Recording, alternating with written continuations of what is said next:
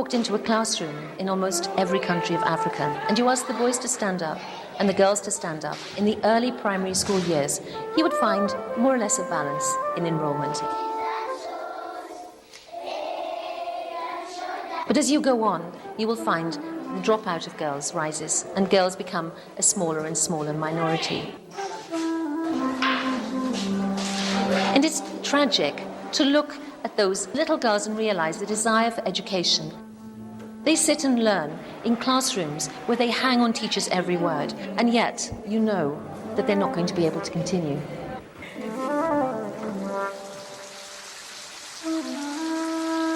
My name's Anne Cotton, and in 1990 I first went to Africa, to Zimbabwe, to look at the problems of girls' access to education. And what I found surprised and shocked me, and I became an activist.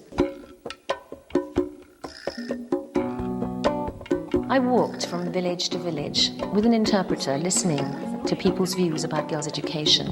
And I had expected to hear that they didn't want their daughters' education because they wanted them to be working in the fields or they wanted them to marry young.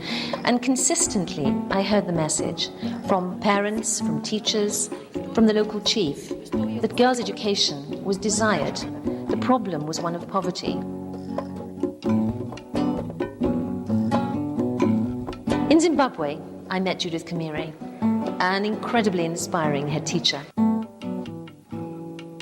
When Anne first came, I felt that was a great opportunity because I had problems which I could not solve on my own. Girls were dropping out of school.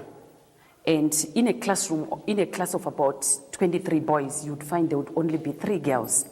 But getting to the community, you'd find a lot of girls. They were not part of the school system. The place where women were supposed to be was home. And I really felt there was something wrong because the school is meant for both the boy and the girl. So the coming in of Anne enabled me to discuss with her as to how best we could solve that problem. Poor parents want as much for their children as every other parent, as I want for my children. They just don't have the means to provide it. And so in 1993, I founded Camfed, the Campaign for Female Education, to support the education of girls in Africa. One of the young women we've met is Frida, and her circumstances are very, very difficult. She lost both her parents to AIDS, and yet she's taken up the reins of her family. She is not only supporting her own brothers and sisters, but she's also supporting the children of her brother, who also died of AIDS, and his wife. She has become the only breadwinner in that family. We provided a micro-loan for Frida, and with it she started a flower selling business. She's been able to bank money in a fixed interest deposit account. She's probably the first woman in her family ever to have a bank account, and she has saved to the extent that she can now afford only to work part-time in her business and to come back to school. So she has returned to education because she understands the value of education. And so not only is she the mother to 4 children, she is also a scholar.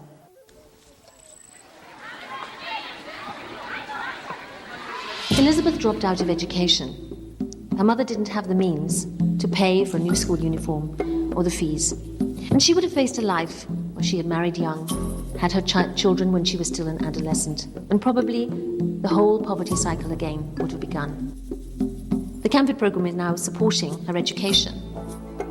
It's not hand-to-mouth anymore, it's real, and this support is guaranteed and continuous. And so with that security that Elizabeth now has, she's absolutely blossomed. She's doing incredibly well academically, and she's been chosen as the head girl of the school.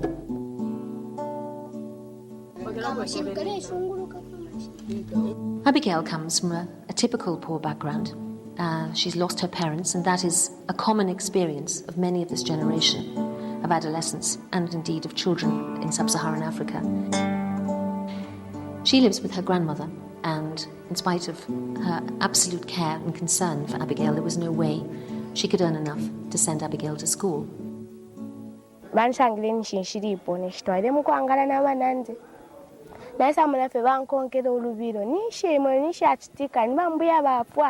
Atao tuyafe kunganda kuli fisuma. Kuli fisuma ati. Foto ashire yano kuyana bambuya.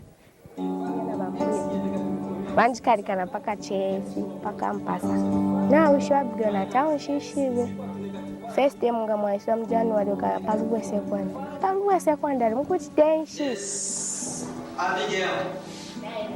chintu chikankala sana kabe sumanganashi. We are supporting over 72,000 girls in education.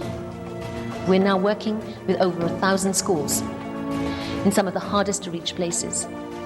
In the 21st century, all girls should be in school because that's justice. And beyond the justice, the benefits of girls' education are extraordinary. It has now been realized that the investment in girls' education is the best investment that a country can make. In fact, it's the best investment that the world can make, because the dividends are enormous. They will be the first generation through school, and so they are the role models.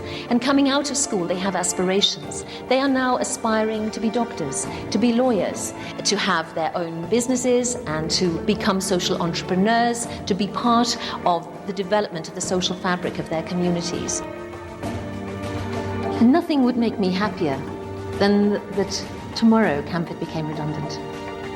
When every child in Africa and throughout the world has the chance that they deserve, then we won't be needed, because they will change the world.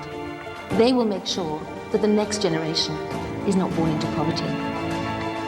And when they succeed, with our help, then we can watch them transform their communities. We can watch them transform our world. And we can stand back and admire the view.